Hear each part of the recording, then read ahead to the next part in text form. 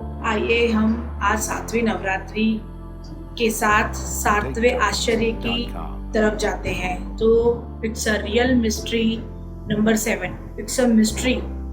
Number 7 अंक शास्त्र में नेपच्यून का नंबर माना गया है और ये एक अनप्रेडिक्टेबल नंबर है। नंबर 4 जो हर्षल का नंबर है वो देश वर्तमान के संशोधन से जुड़ा हुआ है, लेकिन नंबर 7 विज्ञान पराविज्ञान से जुड़ा हुआ है। ये सृष्टि से परे, ऐसा इसके अंदर इतना बड़ा सोच है या इतनी बड़ी क्षमता है।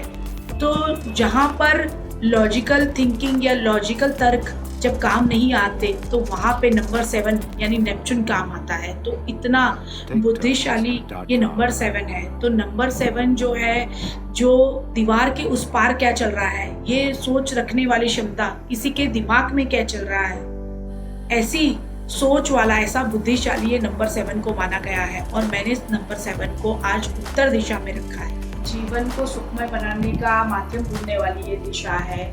अगर तत्व ज्ञान और चिंतन द्वारा अगर आपको ये सोच मिल जाए तो आपको कहाँ से कहाँ ले जाएगी। उसी तरह से जैसे कोई वैज्ञानिक ही क्यों ना हो, कितने बड़े चिंतक ही क्यों ना हो, लेकिन उन्हें सृष्टि के ऊपर रहना ही पड़ता है। तो कोई एक सोच लेके, जो सोच कभी किसी को ना मिली हो और आपको मिल जाए, तो ऐसी देन देने वाली ये उत्तर दिशा है।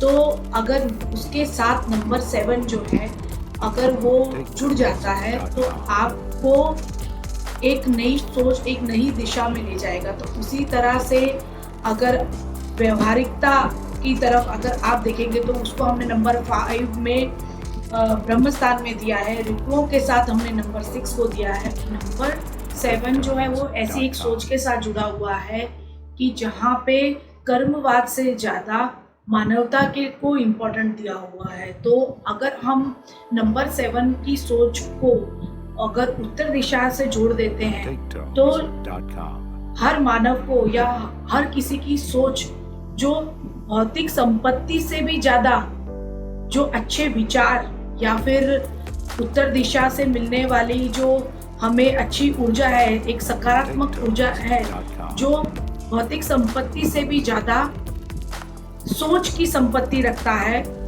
उसे ही ज़्यादा अमीर कहा गया है। तो उत्तर दिशा अगर ज़्यादा खुली है तो आप ज़्यादा स्ट्रेस फील कर सकते हैं। उत्तर दिशा से आपको अच्छे शुद्ध विचार आ सकते हैं।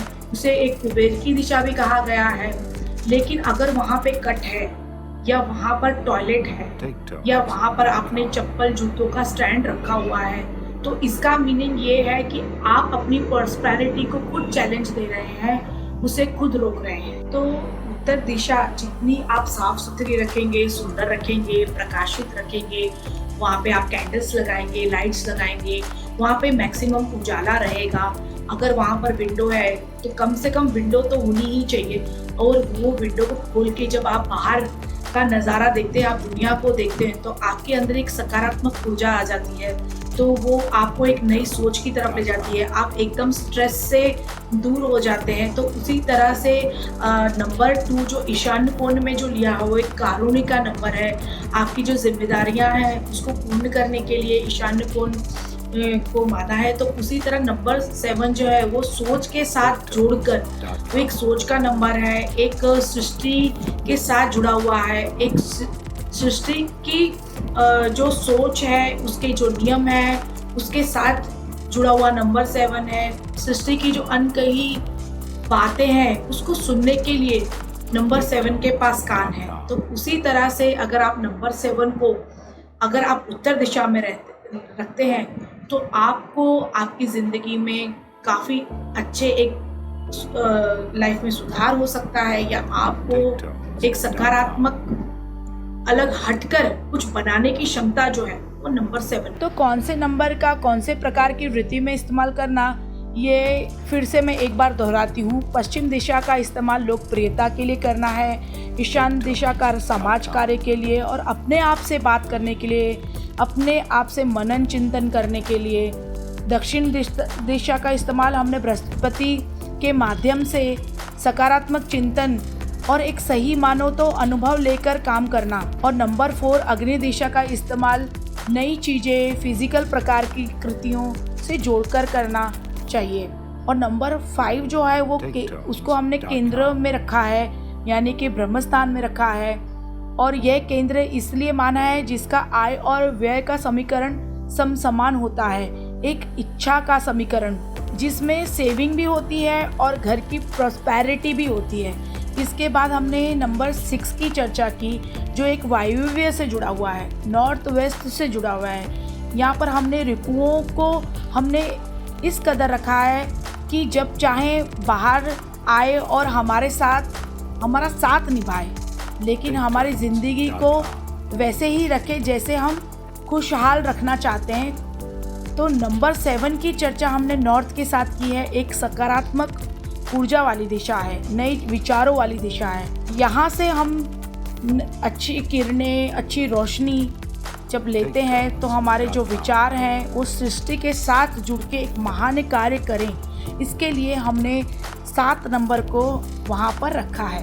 तो दोस्तों, इसी तरह से हमने 7 नवरात्रि तक अंकशास्त्र के द्वारा वास्तु में उसको किस तरह प्रयोग किया जा सकता है, वास्तु को समतोल रखने के लिए भी अंकशास्त्र जैसे सूचनाओं का इस्तेमाल किया जा सकता है। तो हमने 7 नवरात्रि तक ये जाना। तो अभी 8वीं और 9वीं नवरात्रि के बाद हमारा एक मिस्टिक डायग्राम भी कंप्लीट हो जाता है।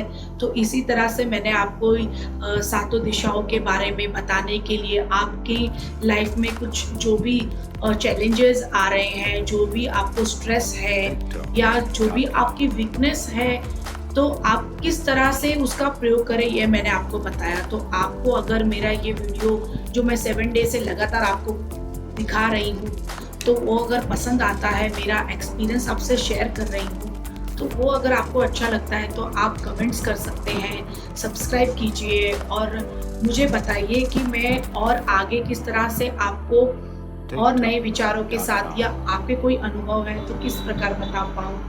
तो अगर आपको ये पसंद आता है तो प्लीज़ लाइक कीजिए। जय माता दी।